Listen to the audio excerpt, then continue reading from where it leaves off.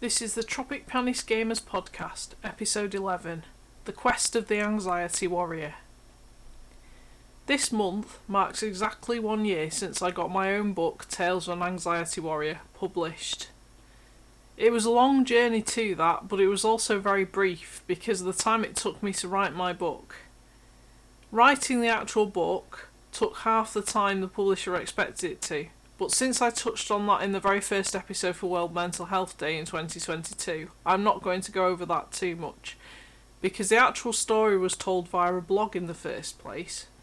A blog that was written in about Easter 2021, which was just over a whole year before the book was published. What prompted me to write the blog in the first place, and why did I continue writing it once I'd started?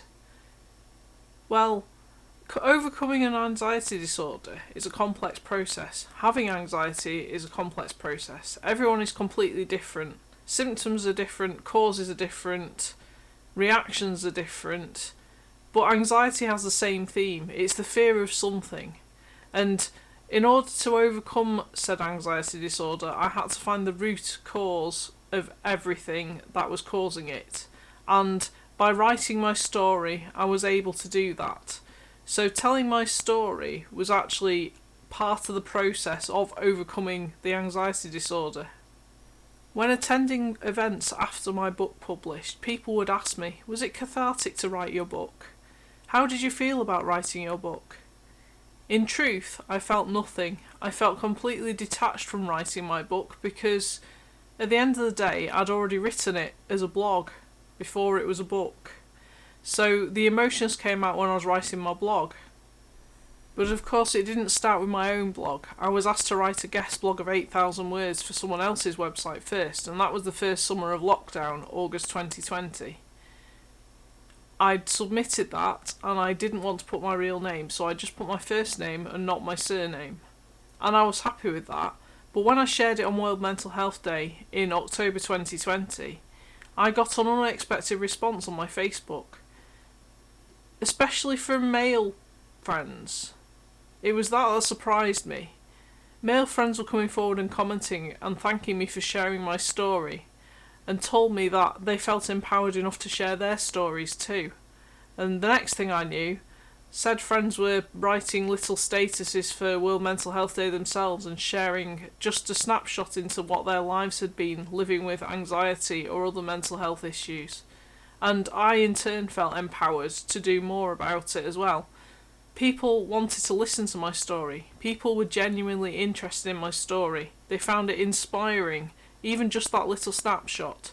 So I knew I had to carry on and write my whole story, without filters, and without cutting any corners on my story. Writing that guest blog was the catalyst to wanting to tell the rest of my story. But because it was a guest blog post, I assumed a blog was the natural step, so that's the step I took. I didn't know at that point that I could actually publish my own book. I didn't know it was an option. That whole world only opened up to me when I was offered to be a collaborative author in Scene 1, the book that Camp Massey hosted for October 2021. Before that, blogs were accessible. They were free. I didn't need to think about whether it was okay or not to set up a blog. If I decided that actually I didn't want anyone to read my story, I could have always hidden it and made it private. But I set my intentions. I wanted to tell my story. I didn't have to put my name on it at that point, but it helped that I had an About Me page so people got a vague idea about where I was coming from and what I wanted to talk about. I buddied up in a way, not officially, but there was a friend who was in my networking circles called Emma Hughes. She's a fine jeweller, and I followed her journey since the start of lockdown, and she followed mine as well. She started writing a blog about anxiety, just as I was thinking of starting a blog about anxiety. So we kind of cheered each other along. She was writing in real time, but I was writing a story of past. It was interesting to see how our points converged with each other, but were also so contrasting because they were at different timelines in our lives. I wasn't competing against her, but it was almost like a subconscious race to see who could write the most. I know she wasn't in the running. She wasn't even aware that I was racing against her, but my competitive brain just does that.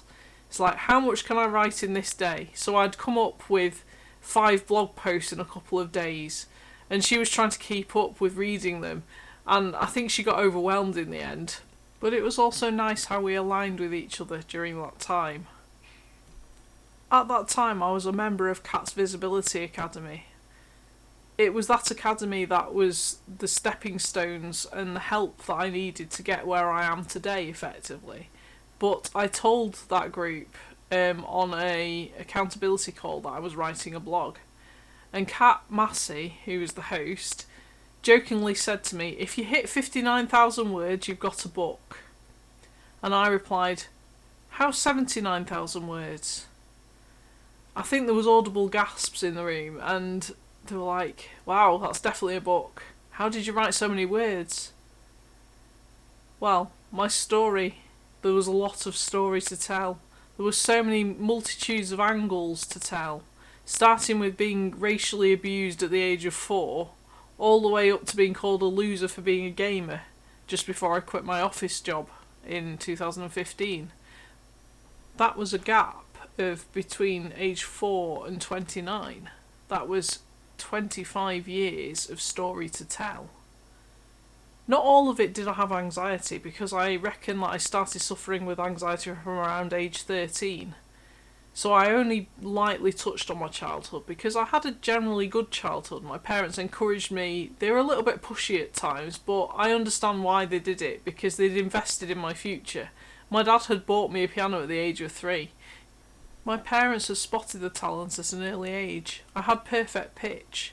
I was able to play recorder from age 3, violin from age 4, and officially started piano lessons at age 7.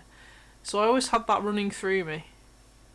But the bullying only really started at about age 11, going on 12, at secondary school, when I got bullied for everything possible under the sun. But of course, heading into teenage life, you've then got love and relationships. I was brought up religiously, so there was that to consider. There was working life past the graduation of university, but not forgetting university life itself and how I struggled with anxiety throughout that. How I struggled to maintain friendships and relationships because anxiety always got the better of me. It made me paranoid, it made me clingy, it could make me jealous back in the old days as well. There was all these elements to consider. And when it came to writing my blog, I didn't even write it in chronological order. I just got down themes as I thought of them. So I started with racism and reception, as per the start of the book, but what came next I can't even remember. But as I headed into the summer of 2021, we were starting to meet up with people again post-lockdown. Okay, it was socially distanced, but it was nice to start seeing people in person, having more conversations. And pretty much every conversation I had triggered an old memory from either my childhood, my teenage life, or as a young adult. And I would add to my blog when I went home after meeting said people. And before I knew it, I did have 79,000 words.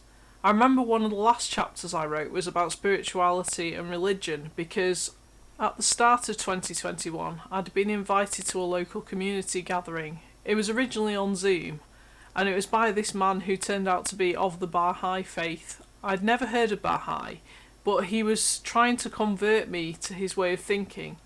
And I consider myself agnostic, having been brought up in the Church of England. And because I was a note taker in theology, I learnt to appreciate all different religions. But that will be a subject for another day. But he knew I was writing a blog, so I actually sent him that blog post in answer to my views on religion in general. And from that day he understood and didn't try and convert me after that. He swears to this day he never tried to convert me, but we love to have a healthy debate about that every now and again. One of the other later chapters that I wrote in my blog was about being scared to learn to drive, because I had to learn to drive twice, and someone I was talking to was talking about having driving lessons, and it just triggered all those memories. I was like, oh yes, of course I learned to drive, and I had to learn twice because anxiety got the better of me the first time. So much so that the second driving instructor I hired had to specialise in nervous women so that I could have a chance of passing my test, which I passed first time, by the way. But all the memories that triggered, I wrote them down and they became part of my story. I also had the advantage that I kept diaries from my entire teenage years, so I kept a diary of Jacqueline Wilson theme from the age of 13 to 23, from 2000 to 2009, and that was super handy in referring back to specific dates or areas of my life where I wish to remember things. And then I also have a best days diary, which funnily enough revolved around what I got up to adventure-wise with my boyfriends of past, so that helped me trigger some memories as well. And obviously photos helped with references to things and occasions as well. So I had all the resources with me to give an accurate account of my story of being an anxious soul. When thinking of titles for my blog, I was really stuck. One of my weaknesses, even though I'm super creative, is thinking of names for things. More recently, when someone asked me to think of a name for a group, I got into automatic poetry mode and said something like Streams and Coffee Beans. And I made the host laugh, but some of her American followers found it amazing that I thought of such an epic title. And I was just sat there thinking, but it was a joke. But if people like it, they like it. So I was just thinking, how do I describe my story of anxiety? What am I? I don't know, but I've come through the other end of it and I feel like I'm overcoming the anxiety. But I can't call the book Overcoming Anxiety because that's boring. I was also quite into yoga and have been into yoga for quite a few years on and off. Nothing consistent like I am with my business, but I do pop in and out of yoga, Pilates and that kind of thing. And one of my favourite poses in yoga was the warrior pose. So Anxiety Warrior just made sense, which is why the cover of my book is someone doing a warrior pose in the yoga position. It's not me, by the way. It's a generic model, but I loved the touch that the illustrator did for my book cover. She got me in essence completely, and the book cover is in my brand colours as well, so it's right on brand with the rest of my stationery, with everything I stand for.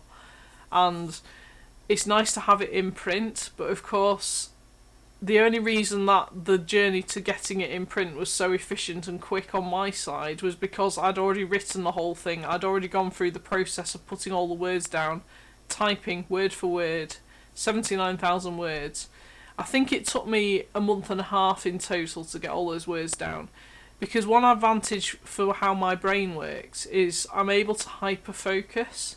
If it's a passion project and I know that I 100% want to do it, I can hyper-focus and do it in super quick time. At the point of actually writing my blog, which was Easter 2021, my child was 3 going on 4.